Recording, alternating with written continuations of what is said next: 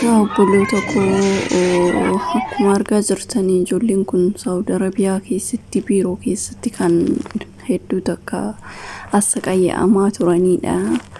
Akkuma argaa jirtanii baay'ee tokko nama gaddisiisa. Shamarra kafuun hordoftoota kabajamtoota isaanii YouTubees kalee jalatti argamtan jirtu bakka jirtanitti nagaan waaqessuun baay'eetu jecha.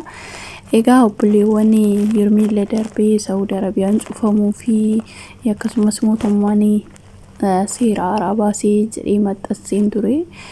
Nuti dhageenye akkamitti sobaa kan jedhamuu fi ijoollee mana kontiraata galaa osoo hin taane ijoollee akkanatti rakkataa jiranii akkasumas immoo mana hidhaa keessa jiranii mootummaa Itoophiyaatiin akkanarraa sarakkabattu jedhee kan beeksisa baasanii isaadha jechuudha.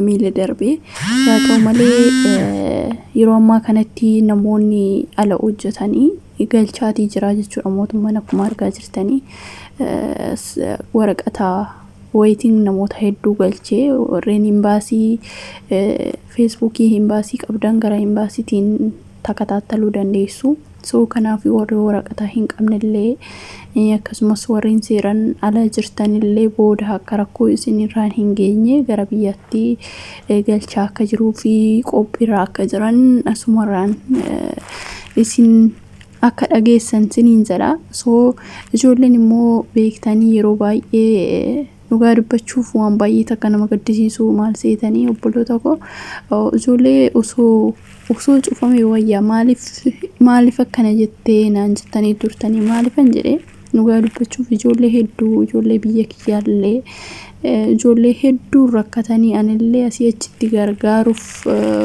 beektanii gargaara kanan ture hin jiru. Ijoolleen kun hedduu takka waan biiroo san keessatti rakkatanii hojii dhabanii gaafa hojiillee seenanii beektanii madaamonni achi ijoollee xiqqoo hojjisiisanii deebisuu biirootti ijoolleen baay'ee takka rakkatu.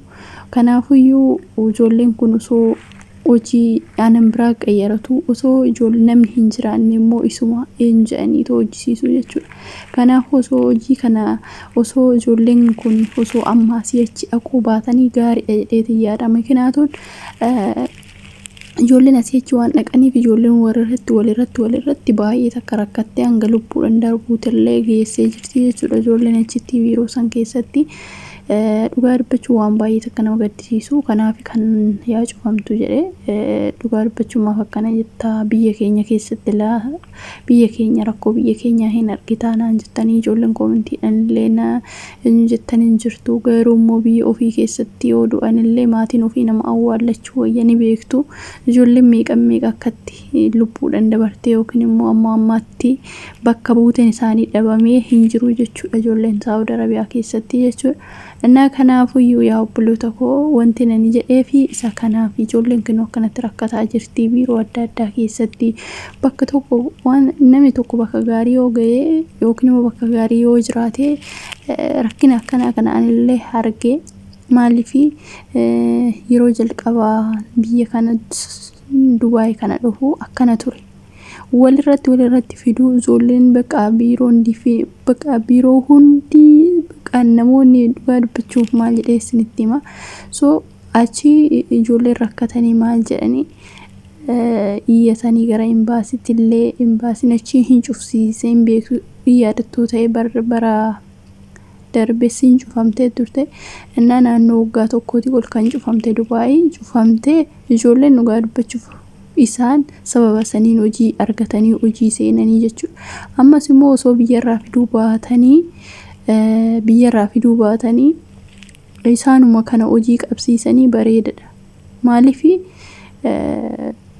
ijoolleen akkanatti rakkatanii dhugaa dubbachuuf hedduu takka nama gaddisiisa. Alkan takkaayyuu buluun baay'ee ulfaataa warreen biiroo keessa bultanii argitanii hedduu dhugaa dubbachuuf yeroos bakka isaanii bu'ee yoon ilaalle baay'ee takka dhugaa dubbachuuf baay'ee takka na gaddisiisa. Yaa ta'u malee jireenyi biyya keenyattis biyya ofii keessa gannaman teessistuu yaa'u yeroo ammaa kanatti keessattuu yoo haala nageenyatiin wal qabatee waan hundumaaniyyuu yaa ta'u malee biyyoonni biraatillee hin jiru. Biyya waan biraasanillee deemuu wayya malee biyya tana deemu osoo baattanii baay'ee tokko natti tola isiniin jechuu barbaadde sananii asumarraa wanti na isinii dabarsu barbaadu yookiin isinii dhaamu barbaadu akkasii warreen immoo mana kontiraataa jirtanii ijoolleen nu galchuudhaaf akka nuun jedha jettanii kuni sobaadha. Inni kan jedhe ijoollee kanatti rakkataa jiranii fi ijoollee kaampaaniirraan dhufanii hojii dhabanii kanumatti taa'aa turanii mootummaan rani kan dhufan isaan argin isaan yeroo tokko hojii hin argatan yeroo ammaa kanatti fa'aa hojiin isaanii ji'a takka hojjetanii waan galaniif baay'inaan hin argamu. Kanaafiyyuu namoota akkasitti rakkatanii mootummaan yaa galan kan jedhe malee ijoollee mana kontiraatatii miti. Inni akkasii ittaansuudhaan ijoollee mana hidhaa keessa jiranii inni yaadattu yoo ta'e ijoollee baay'een firdiin du'aa itti faradamee ture.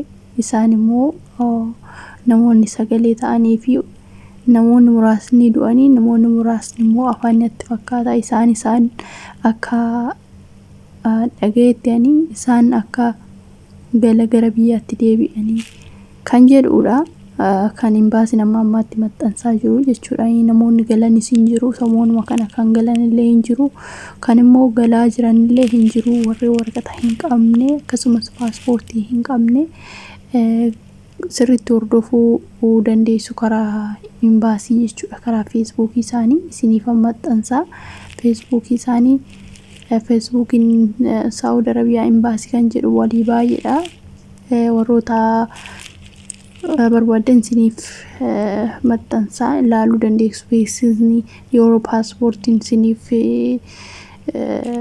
dhufee paaspoortii fa'aa warreen addasiifattanii kennattanii paaspoortii achirratti ilaallachuu dandeessu. Isinii gala paaspoortii amma fakkeenyaaf bilbilanii isinitti himaa warreen paaspoortii addasiifattan gara Facebooktiin hordoftu jechuudha. Ani dura jalqaba biyya kanattuyyuu maalan ta'e seetanii karaa Facebooktiin hordofinaan hin jenne ani paaspoortii kiyya Einbsayyitii dhaqeetti kennadhee galee isaan booda inuma eegna ji'a 3 waan akkasii guute. Yoom dhufa sila jedhee ijoollee gaafannaan karaa Facebooktiin ilaalladhe yookiin immoo dhaqee kallattii naa bilbiluu jedheen eeggadhaan isinii galee isaan hin bilbilan karaa Facebooktiin kan hin gallakkisanii jechuudha. Waan ilaaluu qaata kan gallakkifame na dhaqee fudhadhanii achi isiniin jedha.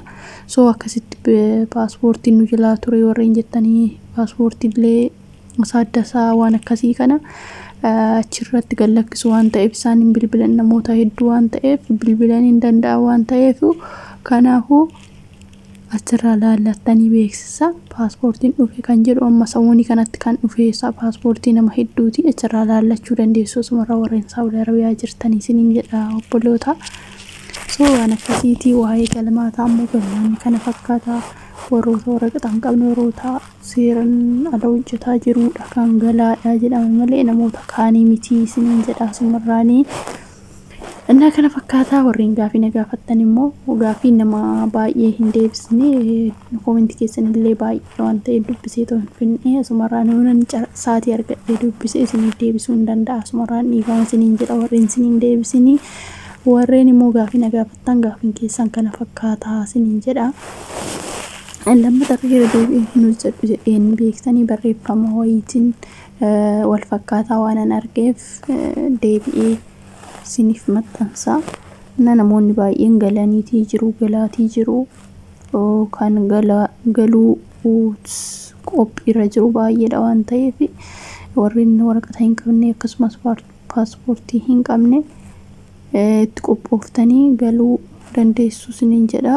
Meeshaa keessan kaargoo godhattanii shaanxaa yaa'u fudhachiisan itti fakkaate shaanxaa xiqqoo yoo ishee haadha 10 waan akkasii taate lala fudhachiisan akkanumatti kan walitti qabanii galchanii xiyyaaranii inni akkas isiniin jedha obboloota koo. Kan kanarraa nafe kanaadha warreen paaspoortii immoo paaspoortiin keenya nu jalaa ture jettan immoo achirraa Einbsayyitii Saudi Arabia jettanii itti barreessitanii sarchii gootan isinii ba'aa isiniin jedha. Warreen paaspoortii achirratti paaspoortii keessanii isinii ba'aa inni ilaallattu achirraa isiniin jedha waan salphaadha. Akkasii waan biraa immoo gaafiin biraa yoo jiraate deebi'ee tan dhufee isin gaaffii na gaafattanuu jiraate nan deebi'a. Waan komentii muraasa sa'aatii waan hin arganneef komentii muraasa kana nan dubbise. Ana akkasiin jedha obboloota koo turtii gaarii qabaadhaa nagaan tura baay'ee.